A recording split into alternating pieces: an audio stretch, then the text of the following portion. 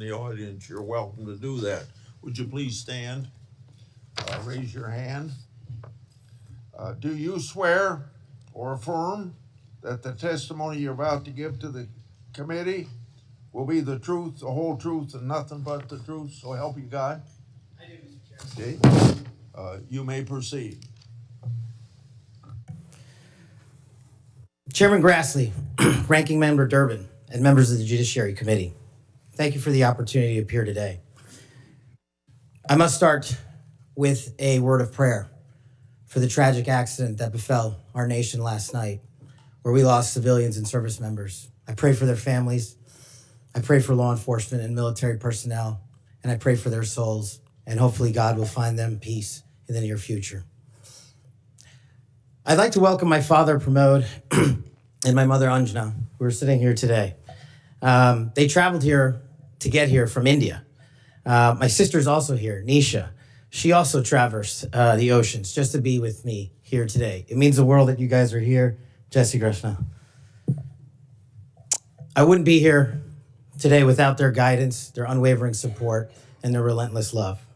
When President Trump informed me of his intention to nominate me as the director of the FBI, I was deeply honored. Sitting here today, I carry not only the dreams of my parents, but also the hopes of millions of Americans who stand for justice, fairness, and the rule of law.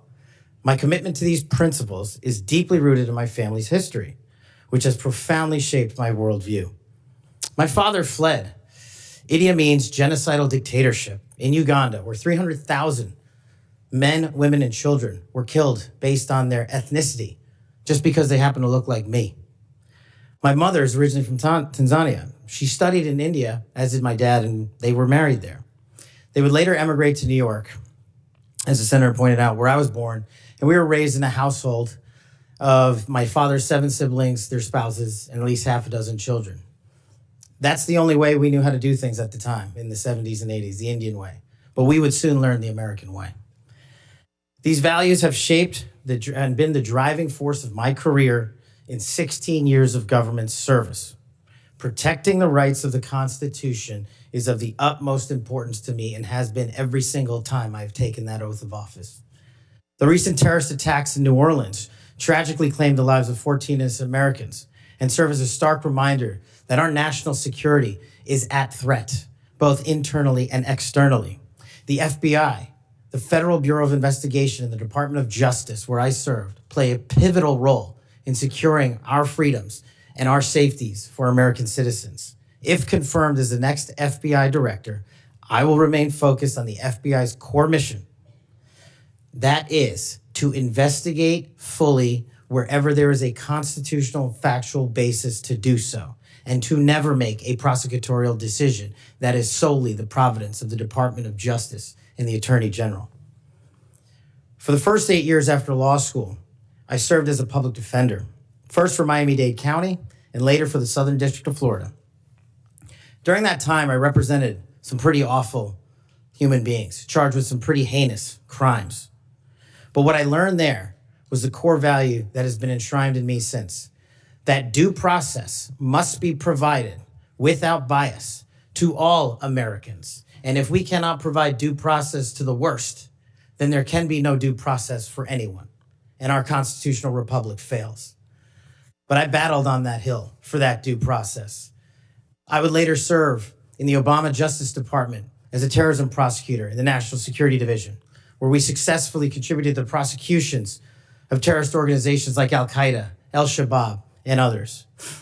I was honored to receive the 2017 Assistant Attorney General's Award from Loretta Lynch for my work in helping the Ugandans bring members of Al-Shabaab to justice for murdering 74 innocent people, including an American.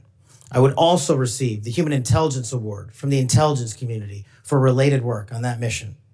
My experiences at the National Security Division and would later be followed by my experiences on the National Security Council as Senior Director for Counterterrorism, and later as the Deputy Director of National Intelligence, responsible for the production, creation, and promulgation of the Presidential Daily Briefing, our nation's most sensitive classified information and secrets to protect our country.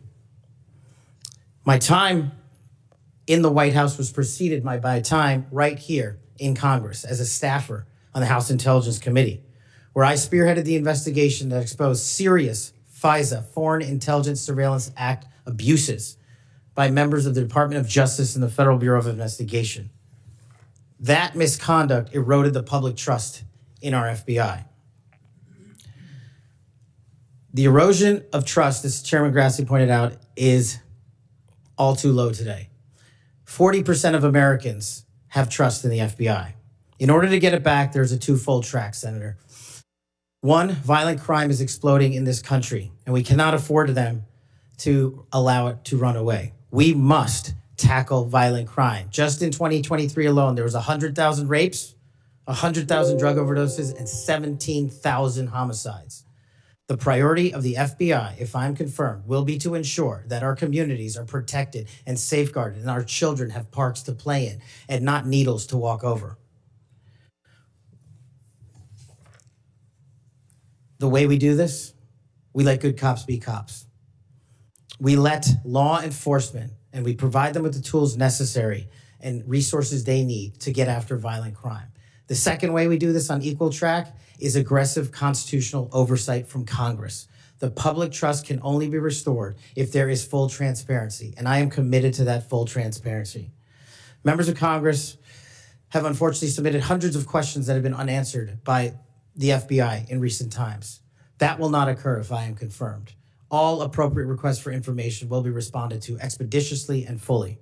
I'm committed to working alongside the dedicated men and women of the FBI. They are warriors of justice, and I will always have their backs because they have the backs of the American people.